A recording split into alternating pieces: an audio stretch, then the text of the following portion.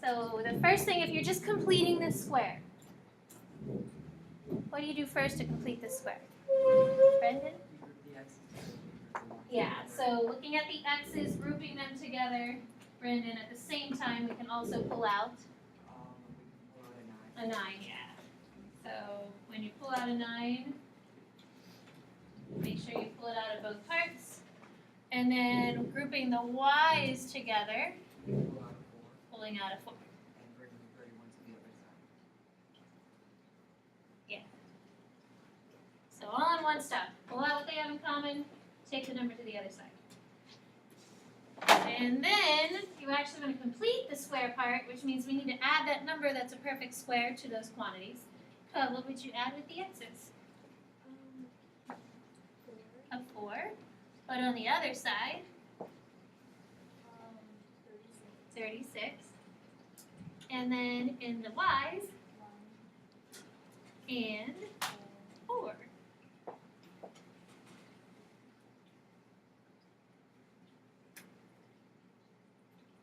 It's not leaking, right? Just can't see anything. Just sounds like it's driven. Yeah. Sounds like there's a fish tank over there almost. So when you finish completing the square, that means you want to condense it to the quantity square. Add the right side together and you should end it up with a 9. Everybody okay with that? So the goal for an ellipse to be in standard form would be to get this number equal to 1. So the circle is supposed to have a number over there because that's the radius. The ellipse is supposed to have a 1 over there because we need to have values underneath in order to get the width of the graph and the height of the graph. So if we take this 9 to the other side and divide it, Chelsea, 9 divided by 9 is just 1. I'm going to place a 1 under there so that we have a number that represents our a squared or b squared term, so that we definitely have something to look at. The other one has 4 ninths, and you can't reduce 4 ninths. But you still have to do something with the 4 ninths, because standard form needs a number underneath and no coefficients on the top. So just parentheses, parentheses, both numbers are supposed to be underneath those fraction bars. So Virginia, how does that work? You would multiply both top and bottom by 1/4, and so it becomes y plus 1 squared over 9/4. Sure. So if you're multiplying by a 4, and that 4 isn't allowed to be there, and you need to get rid of it, the opposite of multiplication is division, or multiplying by the reciprocal. They both mean the same thing. If you're dividing, you're really multiplying by the reciprocal. So we need to get rid of the 1 or the 4, and to do that, I would multiply both parts of the fraction by a 4. As long as you do the same thing to the top of the fraction, the same thing to the bottom, it's still equivalent. Because if I'm multiplying the top by a 4th, multiplying the bottom by a 4th, 1/4 divided by 1/4 is still 1. So that's what you're allowed to do, as long as you do the same thing to the top, same thing to the bottom. But that gets the 4 to cancel from the top, and then the denominator has 9 times a 4th. Well, 9 times a 4th is the same thing as 9/4. Did anybody else think of it differently? Libby? Well, like, I obviously know the same thing, but I thought of it as the rule. I forget what it's called, where it's like where you have like 2 fractions dividing, like when we have like least common denominator. Yeah, so that would work it, yes. Yep. I just reversed it. You just flipped it. So if you are dividing by a fraction, you end up multiplying by the reciprocal. So if you're multiplying by a fraction, you can make it division into changing it with the reciprocal. So there are 2 different ways to think about it, but either way, you're taking the reciprocal to kind of flip that 4 and take it to the bottom of the fraction. So when you're looking at your denominators, between 1 and 9/4, which one's bigger? 9/4. Number 45 in your homework you ended up having 16 and 25, and I think that was with the x term. So that 16 goes underneath and becomes 25 sixths in the 16ths in the denominator. So that number in the top just bumps to like the denominator of the denominator of that fraction. So we know that this is vertical because the bigger number is 9/4 and it's with y. Michael, if we want to take the square root of 9/4, what do you get? 3 halves. So A is 3 halves. B is just 1.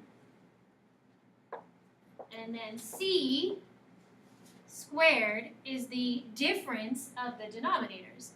So 9/4 minus 1 is 5/4. Michael, when you take the square root of 5/4, what do you get? Square root of 5 over 2. Awesome. Square root of 5 over 2. Questions? So it's okay to have fractions. Sometimes they're going to be in there. Not everything is exact in the world. Hopefully at this point, with the amount of fractions that we've done, you don't feel like you've done something wrong every time you get a fraction answer. God bless you. So finding the pieces so that we can make a little graph here. We want the center, the vertices, and then those foci values. You'll always be asked to list those pieces, just like listing the vertex, the directrix, the focus. So it's the same thing, just listing the parts of the ellipse. So Eris, the center is? 2, -1. Yeah, 2 and -1. So if we're finding vertices and this is vertical, that means my y value should be changing. So the h is staying the same.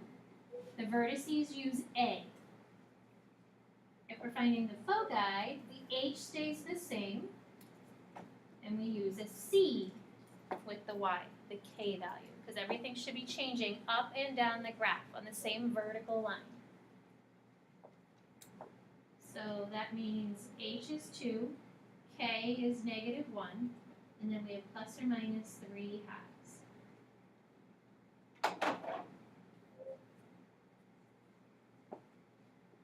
So Kate, what is -1 plus 3 halves?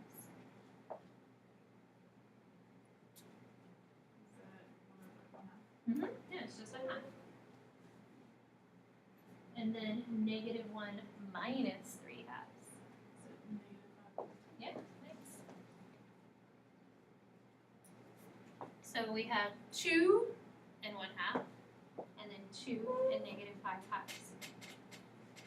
For the foci points, we're still going to have a 2, that -1, and then we're adding that square root of 5 over 2, that C value. Those you physically cannot add together and get a nice whole number. I don't want a decimal or a fraction, because those don't create a fraction, so they're just going to stay like that. Questions? So when the numbers are so close together, feel free to make your graph a little bigger. It doesn't have to be an itty bitty graph. So because we're counting by halves here, each of your boxes could have represented a half.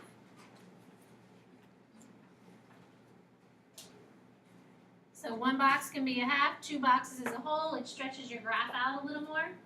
Makes it a little easier to see the parts of the graph.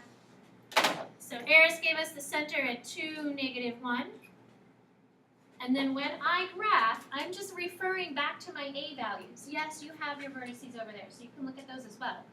But if I go to my center, A is 3 halves, so I'm going up 1 and a half. I'm going down 1 and a half, because everything's based off of the center. So now I use A. B is 1. B takes us the other direction. So from the center, left 1, right 1. C is a little harder. Got to do a little mental math here. The square root of 5 is a little more than 2. Divided by 2 is going to be a little more than 1. So a little mental math, don't freak out. You can do it. We're going up a little more than 1, down a little more than 1. And then connecting them to get your ellipse. Make my point a little bigger so it looks like it connects.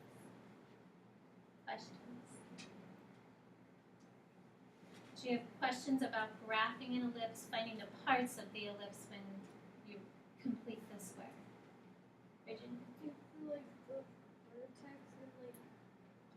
the vertexes stay the same, will the foci ever move? Yes, yes.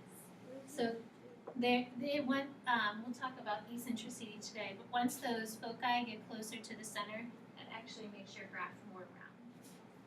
So the further they pull apart and get closer to the vertex, it actually stretches the graph more.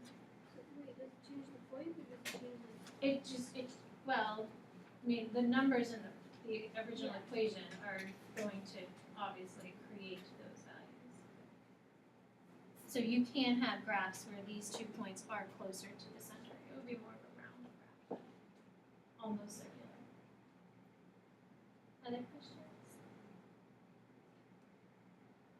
So in your notes, I think it's page 12.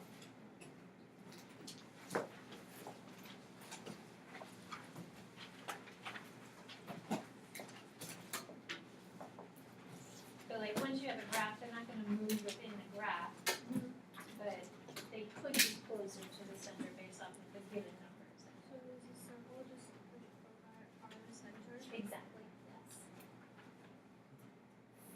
So we are going to do the other type of problem. I think these are a little easier to do because you don't have to do a full graph. You're actually given the information, so that means you don't have to complete the square. So we're given information here based off of having the foci and a major axis of length 6. I strongly suggest you sketch a little graph. Now it doesn't have to be a full graph, but like at least plot those points, see what those points help you find. Because visually, when you're looking at an ellipse, there's a lot more parts in an ellipse than there is in a parabola. So kind of just seeing like what do those points do for you? How do they help you find information for your standard equation? We're not going to graph all of it. I'm just going to plot the information that's given. So starting with the first part of the sentence, we have 2 foci at 0, 1, and 4, 1. So 0 up 1 over 4 up 1. With 2 points, there's a whole bunch of things that we can tell. Brandon, one thing that we can look at with 2 points. Since they're the foci, the vertex is in the middle of them. So if we find the center of where we would know that the vertex is at 2, 1. And you're so close, you're calling it the vertex, but I think you mean Center. the center, yeah. So the center must be in the middle of every pair of points. So if you have 2 foci values, then the center is in the middle of them. So just by having a pair of points, we can say the center is at 2, 1. Okay, so that's one thing we know. Chelsea, what else can we know just from the pair of points? A equals 2. You're so close. Okay. What is that? Not A, because it's to the focus, not the vertex. Oh, C. C. So that's C, because that's a focus point. So from the center to one focus is C. So C is 2.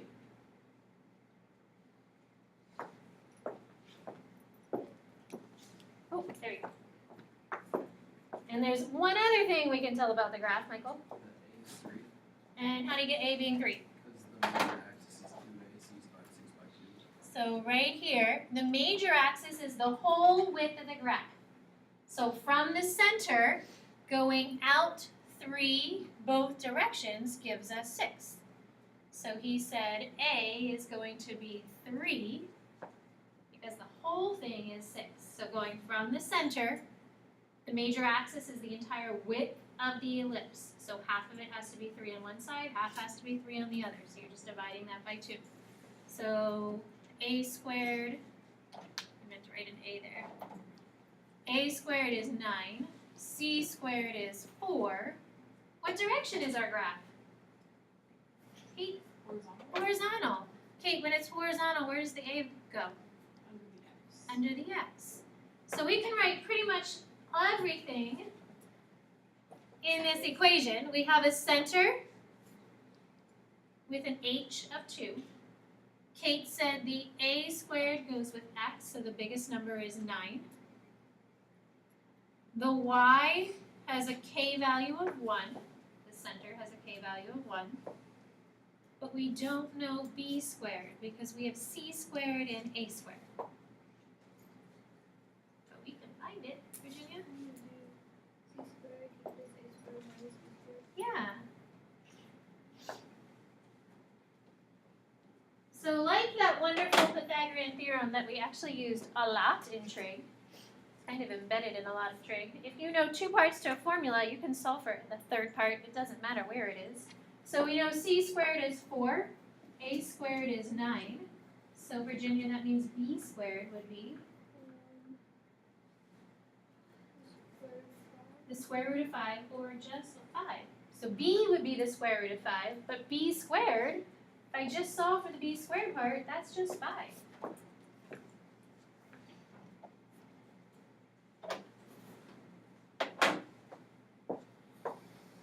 Questions? So just taking piece by 2 points, we knew it was horizontal automatically because those 2 points were on a horizontal axis. The vertex or the center has to be in the middle of them, and those 2 points give us C. And then Michael said the major axis, half of that would have to be A because that's the whole graph, the whole width of the graph. So going from the center half both directions gives me half of that. And then finding the B by using C squared equals A squared minus B squared. Questions?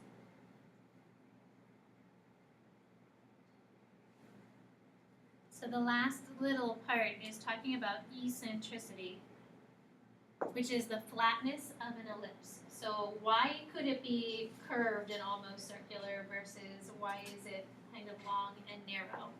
And eccentricity is comparing the distance of your focus and one of your vertex values and taking them as a ratio. So if I compare them, taking C divided by A. So for, where were we? Nope, for the warm up. Here it is. So if we did, Brandon, do you have your calculator out? Yes, you do. Brandon, if you did C divided by A here. So the square root of 5 over 2 divided by 3 halves.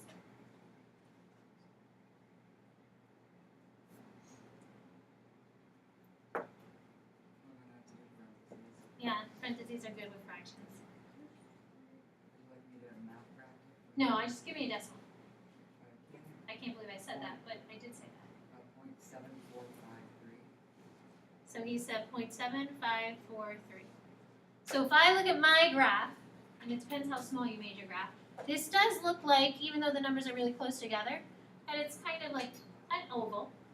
So that number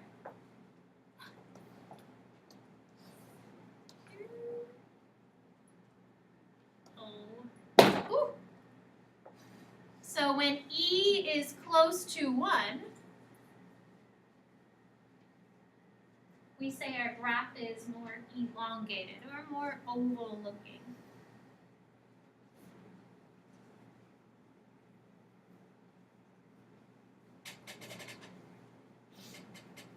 And that's because our vertice and our focus is pretty close together.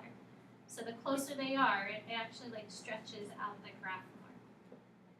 And that value that Brandon said was 0.74. So that's pretty close to 1. The other side, if E is close to 0, that's when it's going to be more circular.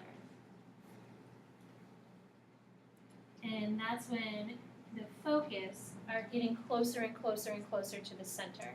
So they're kind of pulling that back in.